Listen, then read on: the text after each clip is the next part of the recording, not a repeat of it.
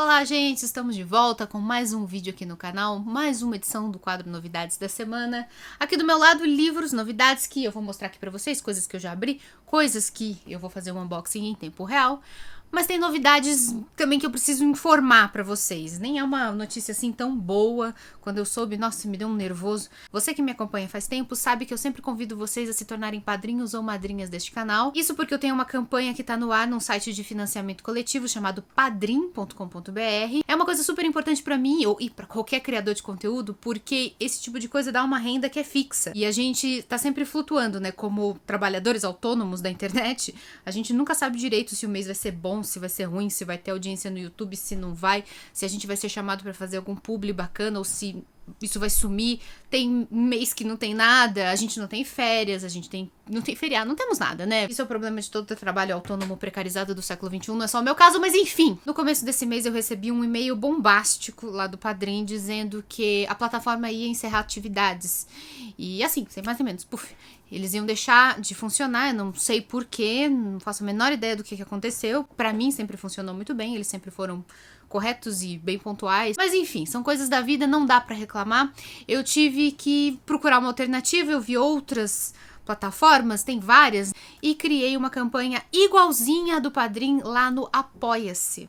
Então, pra você agora que quiser me ajudar, eu ao invés de dizer entre no padrim.com.br, eu vou dizer nos ajude lá no Apoia-se. O Apoia-se é uma plataforma bem maior, bem mais estável, que tem mais recursos. Então o que vai acontecer? Se você já é apoiador lá pelo Padrim, você vai receber um e-mail meu, eu vou escrever para todo mundo para dar as orientações de como você pode fazer o seu cancelamento, fazer a sua migração. Mas mesmo que você não faça nada, o sistema vai deixar de existir a partir do começo de maio. Acho que o último pagamento vai ser em abril, então assim, não vai existir mais, vai sumir, puf. Então eu peço, se você achar que vale a pena, que você faça a migração do Padrim para o Apoia-se. Eu vou mandar um e-mail para cada um de vocês, caso vocês não assistam esse vídeo, para vocês já ficarem sabendo. E se você ainda não apoia, vai lá no apoia.c. É bem fácil de decorar, é apoia.c/Ler Antes de Morrer. É só escrever isso que você já vai chegar na página da minha campanha. Tá igualzinha lá no Padrim. Não vai mudar nada, as recompensas são as mesmas. Então, se você acha que vale a pena, se você puder, se couber na sua vida, dá uma olhadinha lá na minha campanha no Apoia-se. Ah, e tem uma coisa, se você se tornar apoiador agora, você já pode participar do sorteio mensal que vai acontecer no final agora do mês de março, que é uma recompensa pessoalmente eu acho muito legal, porque boa parte desses livros aqui que eu mostro pra vocês aqui, a maioria vai pra vocês, apoiadores. Vai em forma de sorteio e forma de recompensa, então vale a pena. Bom, vamos começar então a mostrar as novidades pra vocês. Eu vou começar com um bloquinho de 3 livros da editora Todavia, que me manda livros só de vez em quando. Não sei porquê, às vezes eles mandam, às vezes eles não mandam. Eu gostaria que mandassem sempre, porque é uma editora assim de uma envergadura que é impressionante. Eles têm só editores experientes, assim, logo que eles se lançaram no mercado, é uma editora que deve ter uns 3, 4 anos, já impressionaram pela qualidade, né, da sua ficção. Eles são bem especializados em ficção literária, mas também tem um pouco de não ficção. Bom, 3 livros recebidos da editora Todavia, começando com Contra Fogo, do Pablo L.C. Casella. Pablo nasceu em Guaratinguetá, portanto brasileiro, formado pela USP, atua como analista ambiental do Instituto Chico Mendes, o ICMBio, e fez parte da equipe gestora do Parque Nacional da Chapada Diamantina, na Bahia. Esse é o seu romance de estreia, vamos ver de que se trata. Contra Fogo.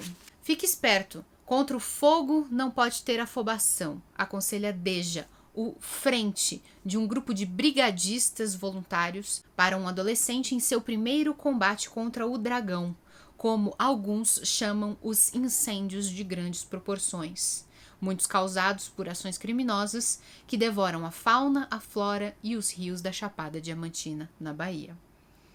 O grupo, liderado por Deja, é formado por gente como ele, moradores da região que arriscam a própria vida para deter o avanço descontrolado das chamas. Antes mesmo que as instâncias governamentais adotassem as políticas públicas necessárias, esses brigadistas se lançam a apartar a briga do fogo contra a terra com técnicas criadas instintivamente e sem equipamentos adequados. Sua linguagem, concisa e marcada pela oralidade, reflete o homem que é brusco, simples, mas muito sensível à vastidão dos detalhes do seu mundo. Muito interessante. Eu não consegui entender qual vai ser o grande conflito da história, né? Por enquanto temos uma situação que é um status quo, né? Uma coisa que é. Você tem esse grupo de pessoas nativos da região que se empenham a combater os incêndios florestais por conta própria. O que vai acontecer a partir daí? O texto aqui não nos indica, mas eu achei que é promissor. Mais um livro aqui da Todavia, esse é do Edouard Louis, ou Louis, ele é francês, eu já tinha ouvido falar deste escritor, ele tá bem famoso lá na França.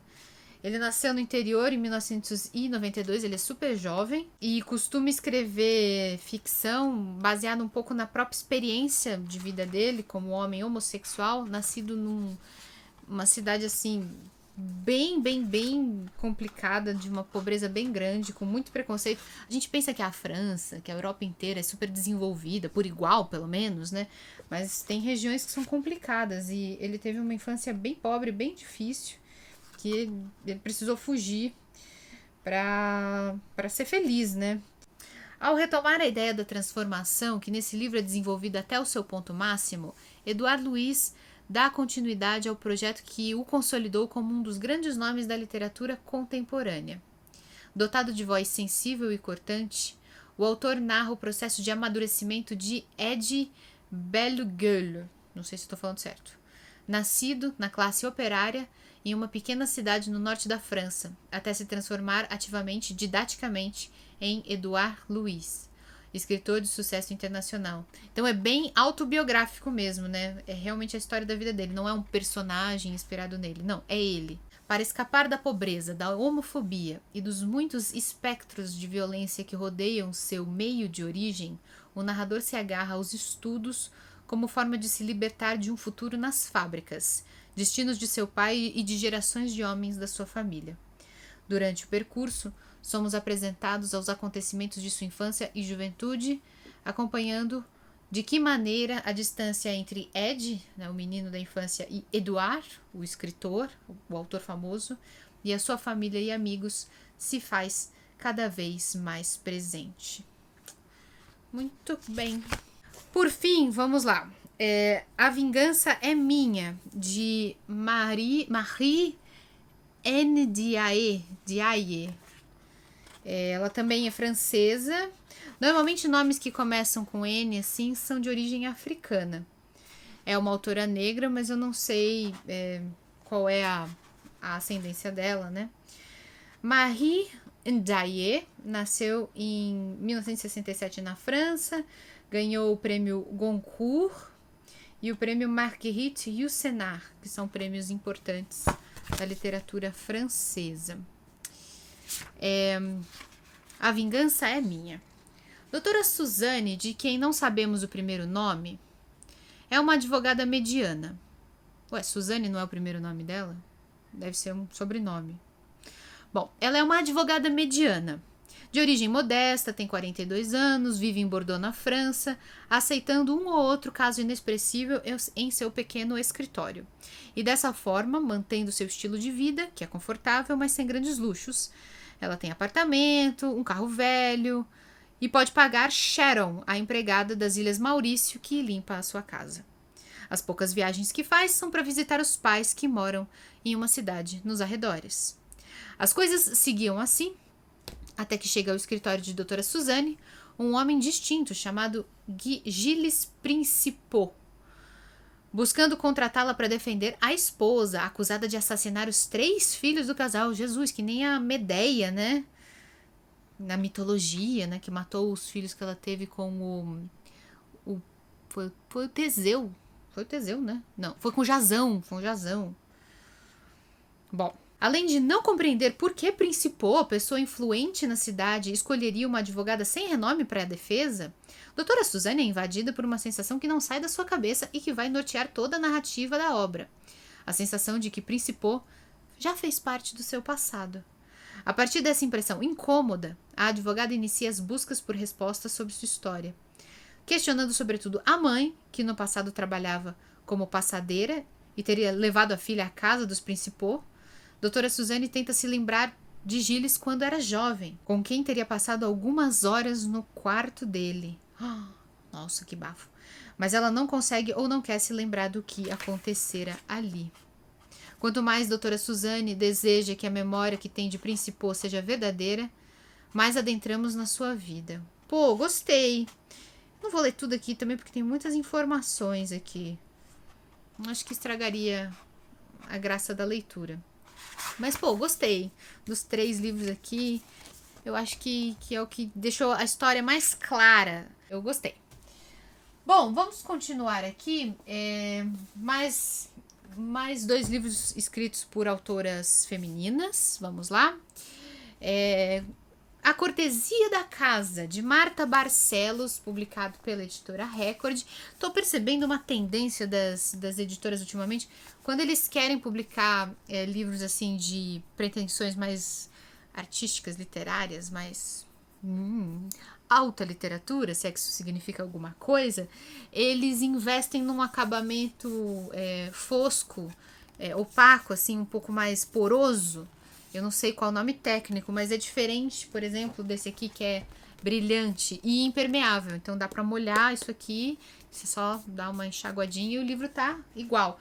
Mas esse outro tipo aqui de acabamento, embora lindo, é uma desgraça, porque não pode tomar chuva, né? Não pode cair uma gotinha, não pode pingar uma gota de café. Todavia tem livros assim, só livros com esse acabamento. E a Record agora também tá fazendo. A Cortesia da Casa, é esse livro. Vamos lá. A busca por adequação de uma mulher em meio à crise de meia-idade, vencedora do prêmio Sesc e prêmio Biblioteca Nacional. Marta Barcelos é escritora, já foi semifinalista também do prêmio Oceanos, é carioca, formada em jornalismo pela UFRJ e mestre em literatura pela PUC. Muito bem. Primeiro romance dela, vamos ver. Qual é o preço de permanecer na superfície, de fugir da densidade da vida? Em seu romance de estreia, Marta Barcelos conduz os leitores por meio dessa pergunta. Acompanhamos as idas de Denise, uma mulher de meia idade, ao spa Montanha, em 2 temporadas no espaço de 1 ano. A dieta, a saúde, a relação com o corpo, tudo parece ser menos importante do que as relações sociais e as suas hierarquias burguesas inequívocas. Ouvimos o pensamento da personagem oscilar entre juíza e vítima, tecendo interlocuções e diálogos em sua mente como se criasse um tribunal para si mesma, julgando tudo e todos ao redor, mas especialmente se julgando e se justificando em todos os momentos, analisando com rigor o efeito de sua presença e de suas palavras nas outras pessoas. Nesse meio tempo, a vida pede aprofundamento. Nesse meio tempo do quê? Das 2 idas ao spa, é isso? O ninho vazio depois que o filho sai de casa, a possibilidade de uma doença grave, o divórcio. Mas Denise terá coragem? A narrativa sagaz da autora provoca em nós, os leitores, sentimentos ambíguos. Nos diverte e desagrada a frivolidade de Denise, ao mesmo tempo em que compreendemos os mecanismos sociais e patriarcais que a forjaram. Sabe o que eu tenho percebido? Quando a gente fala de romance de formação, a gente sempre pensa na juventude, né? Eu mesma sempre defino esse gênero como histórias que falam das dificuldades do crescimento, de se tornar adulto. Então, coisas como a puberdade, sair de casa. Mas também tem romance de formação que fala do envelhecimento, das dificuldades da maturidade. E parece ser o caso aqui, pelo que eu entendi da sinopse, é uma mulher que está vivendo, está acontecendo com ela coisas da vida. Doença, filho indo embora, casamento acabando, ela envelhecendo. Então, parece esse tipo de romance de formação. Não sobre a dificuldade de crescer, mas sobre a dificuldade de continuar vivo e envelhecer. Vamos lá. Água Turva. Esse aqui foi mandado pela editora Companhia das Letras. Não tem acabamento fosco, pode molhar à vontade. vencedora do Prêmio São Paulo de Literatura. É da Morgana Kretzmann e tem algumas citações aqui bem robustas, né, de gente como Aline Bey, Carola Saavedra e Jefferson Tenório aqui na contracapa. Não vou ler porque não daria tempo, mas aqui, Morgana nasceu no Rio Grande do Sul, pela foto parece ser jovem, é escritora e roteirista, e também é formada em gestão ambiental, então parece ser algo na linha do contrafogo aqui, tem alguma coisa a ver com natureza, meio ambiente, a própria ilustração de capa nos leva para esse caminho. Vamos lá. Parque Estadual do Turvo, Rio Grande do Sul, fronteira com a Argentina. O último reduto da onça-pintada no sul do país, onde também fica o Yucumã, maior salto longitudinal de queda d'água do mundo. Está ameaçado de desaparecer com a construção da hidrelétrica Gran Roncador. A iniciativa é do Partido Nacional Ambiental, uma sigla com extensa trajetória de corrupção, aliada ao governo federal e seu presidente extremista. Na cidade de Dourado, a Guarda Florestal Chaya é responsável por combater a caça exploratória de animais silvestres no parque. Preta, sua prima, separada da família ainda na infância, é líder de um temido grupo de caçadores e contrabandistas que vive no lado argentino da fronteira. Olga, assessora parlamentar de um ganancioso deputado, se vê forçada a voltar à cidade onde cresceu para ser porta-voz da tragédia ambiental que se anuncia, até perceber que está nas mãos dela a chance de mudar o curso da história. De inimigas a aliadas, as três acabam obrigadas a vencer o passado turbulento para, enfim, construir uma possibilidade de futuro para todas. Tá, entendi. São 3 mulheres, uma guarda florestal, a outra é caçadora e a outra é assessora parlamentar de um deputado que, na certa, é um corrupto. As 3 vão acabar se envolvendo numa mesma história aí de vamos combater a exploração dos malvadões contra aqui a floresta, a onça pintada, uma coisa meio na linha Aruanas, aquela série da Globo, talvez. Não tô falando isso pra debochar não, mas só pareceu ser esse meio gênero, né? Eu gosto, eu leria e eu me divirto, gostei de Aruanas inclusive, eu leria, se bem executado assim pode ser interessante. E eu acho que são lugares ficcionais, né? Eu nunca ouvi falar desses parques ambientais, nem dessa usina hidrelétrica, Gran Roncador. Esse partido também parece ser fictício, né? É isso. Vamos continuar aqui, quebrando um pouquinho, um livro que parece mais fofinho, o Dewey, Um Gato na Biblioteca, de Vicky Myron com Brett Witter, publicado pela Globo. Caiu aqui, ó, o marcador de páginas magnético. Bom, vamos lá. 2 escritores americanos escreveram em parceria, né? Seus livros, né? Os livros dessa dupla já venderam mais de 3 milhões de cópias e foram traduzidas para 36 idiomas. Como é bom ser americano, né? Nem precisa escrever coisas lá muito maravilhosas para ser publicado no mundo inteiro. A história de Dewey começa do pior modo possível. Com poucas semanas de vida, durante a noite mais fria do ano, ele foi abandonado na caixa de devolução de livros da biblioteca pública da pequena cidade de Spencer, Massachusetts. Só foi encontrado na manhã seguinte pela diretora do local, Vicky, uma mãe solo. Olha, o mesmo nome da autora. Uma mãe solo que sobreviveu à perda da fazenda de sua família, a um câncer de mama e a um ex-marido alcoólatra.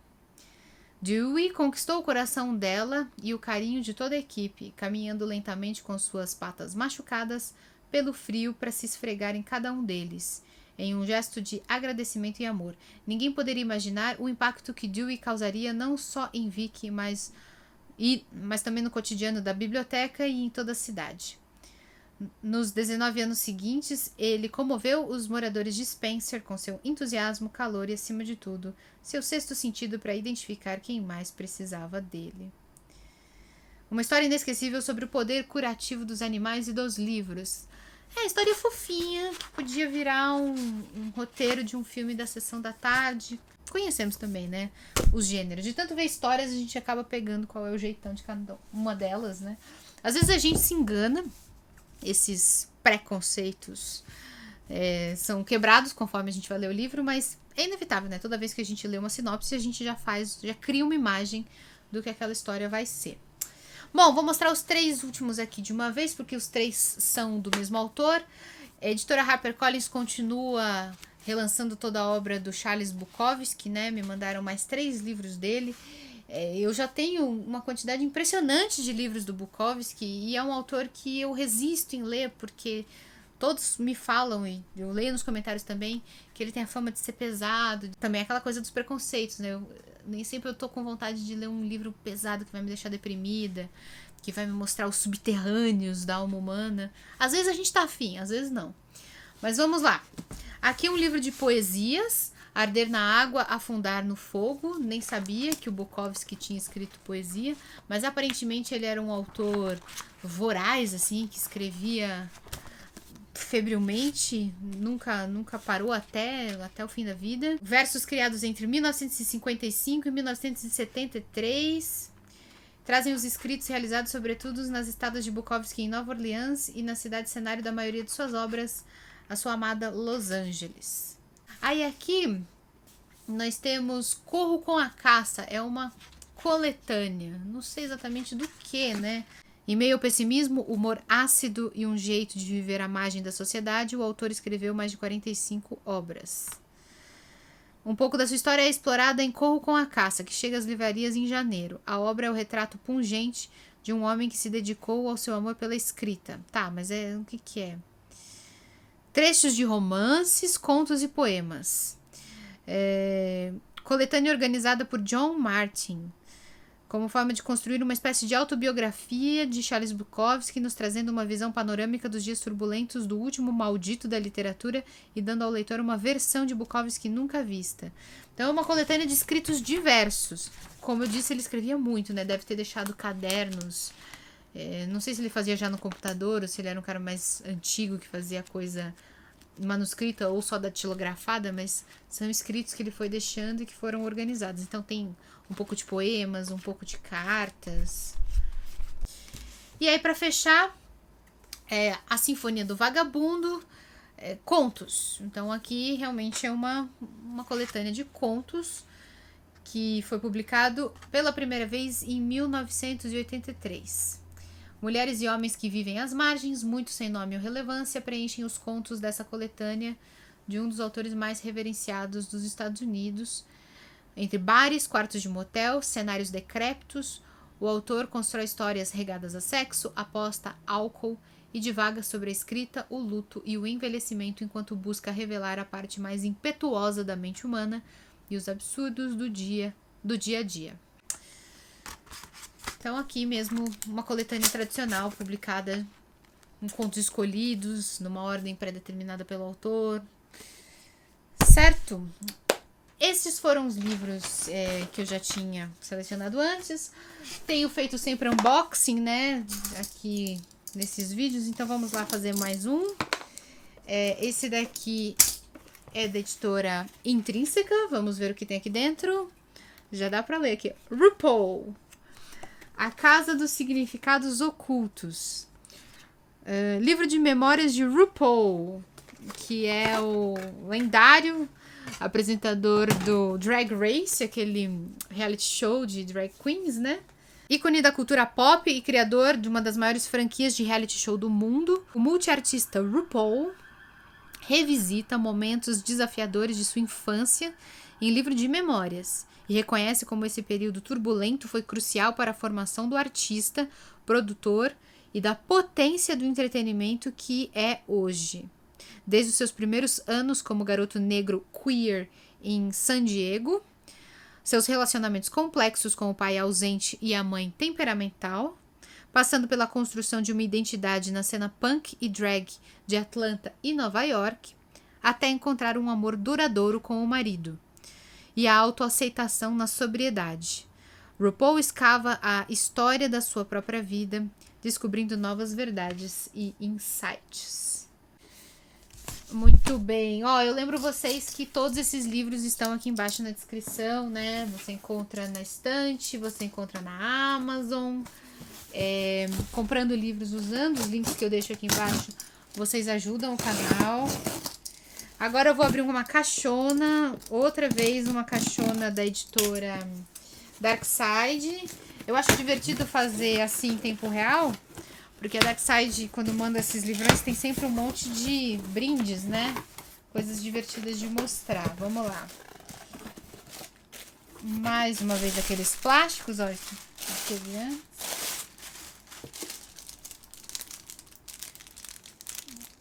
Vamos lá. Nossa, é livro grande. Ó. O Corvo, de Edgar Allan Poe. Olha, com ilustrações de Doré. Vamos ver como é que é isso. O Corvo é aquele poema, né? Aliás, eu fiz a leitura desse poema já num vídeo aqui nesse canal. Olha que lindo. Ilustrado por Gustave Doré. Traduzido por Machado de Assis, Fernando Pessoa e Márcia Heloísa. 3 traduções, então. Sumário. Introdução, O Corvo, Um Ano na Vida de Poe. Cartas, Galeria de Ilustres Tradutores do Corvo no Brasil. Manuscrito poético. Bastante coisa, né?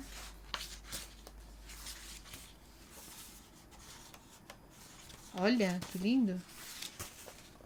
Esse livro aqui vai entrar para minha galeria de livros de terror, que tem até o próprio retrato do Allan Poe aqui como grande patrono. Olha, é ilustrado todas as páginas. Caramba! Um por um. Ah, olha que interessante! Tem aqui a tradução, digamos, uma versão escolhida, mas tem aqui o original, pequenininho, e tradução de Machado de Assis e Fernando Pessoa, para você comparar as ideias, né, que outros escritores tiveram para traduzir, né? Mas a maior, então, é da Márcia Heloísa. Que deve ser uma coisa mais moderna, né? Porque quando a gente lê do Machado, quando a gente lê do Fernando Pessoa, tem uma questão de vocabulário, né? Que alguma coisa ficou meio um som do passado, né? Ó, eu tenho aqui uma galeria de coisas de terror, inclusive, olha aqui, tem o próprio Allan Poe, dá pra ver? Não faço a menor ideia. Tem o próprio Allan Poe aqui como patrono dessa região da minha estante. E eu acabei de ganhar mais um corvinho. Eu já tenho um corvinho ali. Acho que esse corvinho vai ter que vir de brinde, talvez, para algum padrinho. Padrinho não, apoiador. Agora o nome é esse. Para algum apoiador. Ó. Um corvinho. Para você também montar o seu cantinho aterrorizante. Na sua estante também. Muito bem. Gente, obrigada por terem assistido esse vídeo. Espero que vocês tenham gostado. Entrem lá na campanha do Apoia-se. Ó, meu corvinho vai ficar aqui, ó, no meu dedo, como se eu fosse uma Cinderela. Entrem lá na minha campanha do Apoia-se. Considere tornar-se um apoiador. Se você já é padrinho ou madrinha, faça a migração. E se você fizer ainda esse mês, você já vai poder participar do sorteio deste mês, tá bom? Um beijo a todos, a gente se vê no próximo vídeo.